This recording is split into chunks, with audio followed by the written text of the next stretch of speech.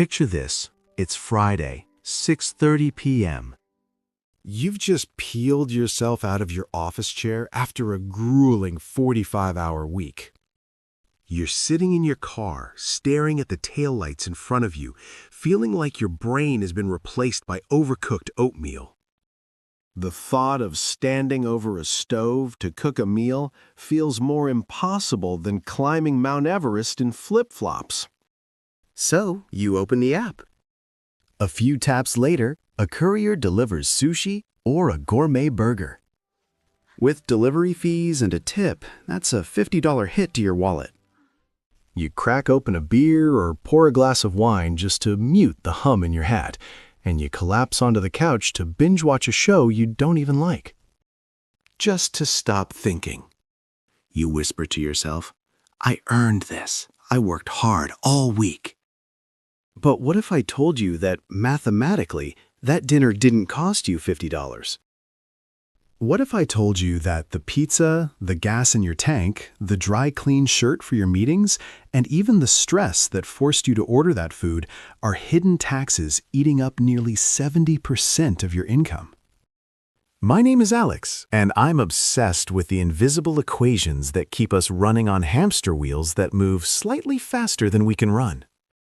If you look at your bank account at the end of the month and wonder where the money went, even though you're working harder than ever, hit subscribe.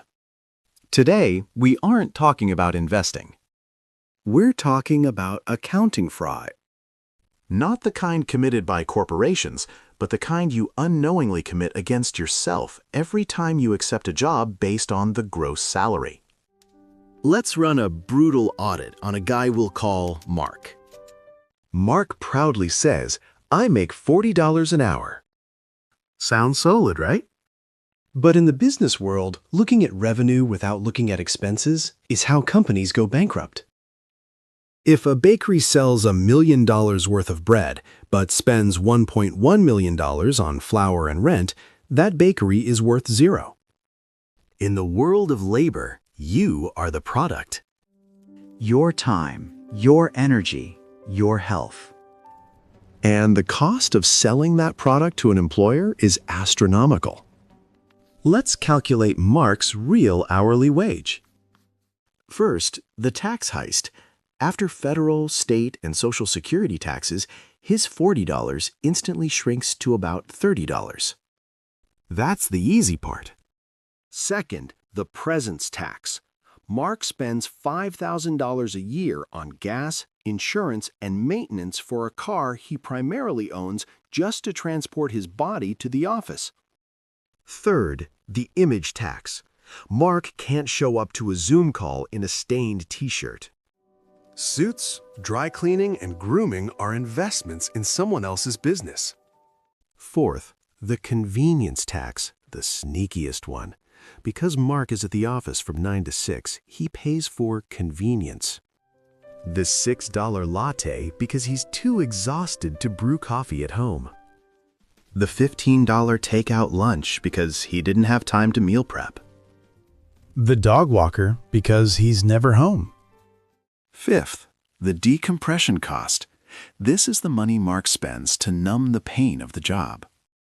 The Friday night bar tab, the impulsive Amazon shopping, retail therapy, or the expensive vacation he needs just to avoid a nervous breakdown. When we subtract all of this, Mark's net profit drops by half. But that's only the money. What about the time? HR says you work 40 hours. That's a lie. Mark wakes up at 7 a.m. to shave and iron his shirt, 30 minutes of labor for the employer.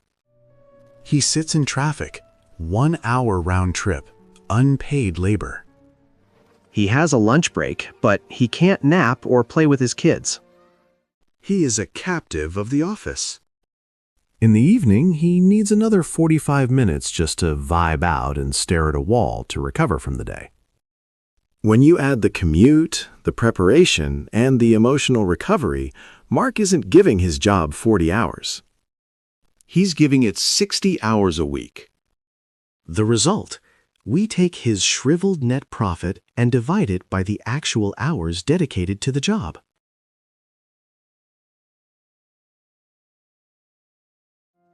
Suddenly, we find out Mark is working for $12 an hour. That's less than the teenager flipping burgers down the street who walks to work, wears a provided uniform, and leaves his stress at the fry station. I'm not telling you to quit your job and live in the woods. I'm telling you to ruthlessly optimize. Your new metric for success isn't income, it's margin. If you negotiate working from home 2 days a week, you save hours of time and hundreds in gas. That is a massive raise that the government can't tax.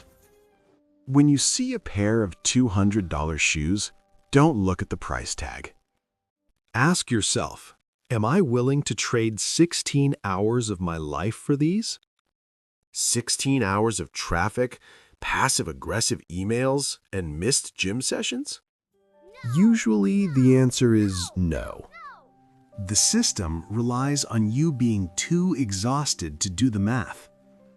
They want you to be a passive consumer of your own life, buying things to tolerate a job that you only need so you can buy those things. Your homework. This weekend, sit down and calculate your real hourly wage. Write that number on a sticky note and wrap it around your credit card. Freedom begins the moment you create a gap between what you earn and what it costs you to earn it. Don't sell your life at a discount.